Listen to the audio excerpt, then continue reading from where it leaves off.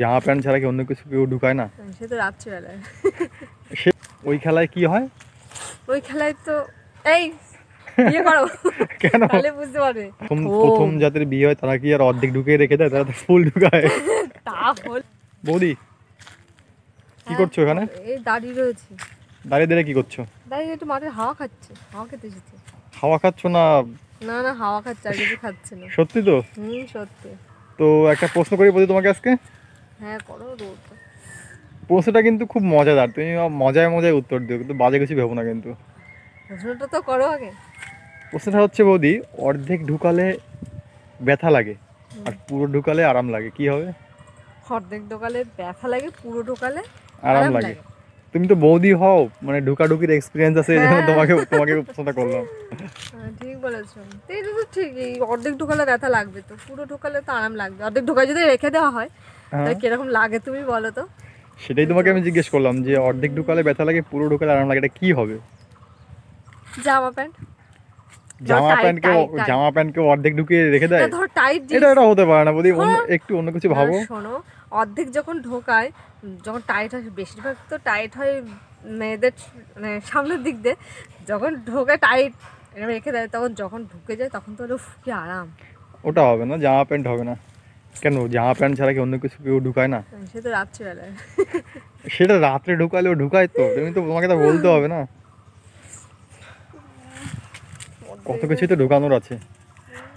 কেন তুমি কিছু ঢুকাও না? নতুন নতুন যাদের বিয়ে হয় তাদের। নতুন নতুন বিয়ে হলে কি হয়? ফুলচর্যা রাতে। ফুলচর্যাতে কি খেলা? খেলা খেলা। ব্যাট বল নাকি ফুটবল? ফুটবল তো পা দিয়ে দেবে, ব্যাট বল হাত দিয়ে। তাই? ওই খেলায় কি হয়? ওই খেলায় তো এই বিয়ে করো। কেন? তাহলে বুঝতে পারবে ওই খেলায় কি হয়। না না, ওটাও হবে না বৌদি, ওটাও হবে না। তুমি একটু ভেবে বলো বৌদি, তোমার এত এক্সপিরিয়েন্স। বৌদি তোমার বিয়ে হয়ে গেছে, ক বছর হয়েছে? 8 বছর। 8 বছর হয়ে গেছে, তারপর 8 বছর হয়ে গেছে, এখনো তুমি বলতে পারছো না যে কি ঢুকিয়ে দিলে ব্যথা লাগে, আর মানে অর্ধেক ঢুকালে ব্যথা লাগে, পুরো ঢুকালে ব্যথা লাগে না, এটা তুমি বুঝতে পারছো না বৌদি? সেটাই তো সম্ভব।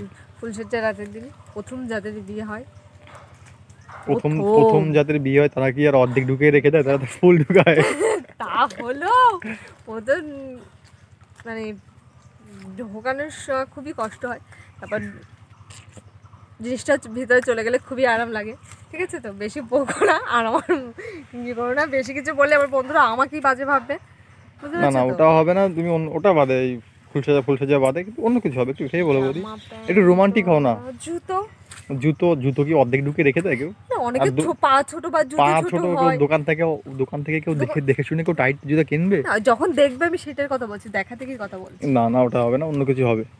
সেটা তুমিও, আমি একটু ভাঙিয়ে দিচ্ছি, সেটা তুমিও করো, সেটা করো, একটা হলেই হলো, সব মেয়েরাই করে। চুড়ি চুড়ি কি? হাতের চুড়ি যখন ঢোকায় তখন অর্ধেক স্বাভাবিক, যাদের হাতের এই জিনিসটা মোটা, অর্ধেক ঢোকানোর সময় তো ব্যথা লাগে, এরকম ঢুকিয়ে যদি কেউ রেখে দেয়, আর ঢুকে গেলে তো বাবা কত আরাম। এই যেমন আমার বিয়ের সময় শাখা পড়তে গিয়ে, যেমন মানে এই গিটের ওখানে ঢুকছে না, জোর জবস্ত করে ঢোকাচ্ছে। ওটাই হবে, শাখাই হবে, শাখা চুড়ি হবে। বাবা শাখা চুড়ি হবে, কত কিছু বলে দিলাম। তো বন্ধুরা তোমরা নিশ্চয়ই উত্তরটা জেনে নিয়েছো যে হাতের শাখা বা চুড়ি হবে। তো বন্ধু, ভিডিওটি যদি ভালো লাগে থাকে অবশ্যই লাইক কমেন্ট শেয়ার করে দেবে, আর সাবস্ক্রাইব তো করে দেবে। সাবস্ক্রাইবের পাশে থাকা বেল আইকনটা অবশ্যই করে অন করবে, যাতে আমার ভিডিও সবার আগে তোমার কাছে পৌঁছে যায়। আর আজকের ভিডিও এই পর্যন্ত, টাটা বাই বাই। কালকে চলে আসবো আবার পরের ভিডিও নিয়ে, ততক্ষণে তোমরা সবাই ভালো থেকো।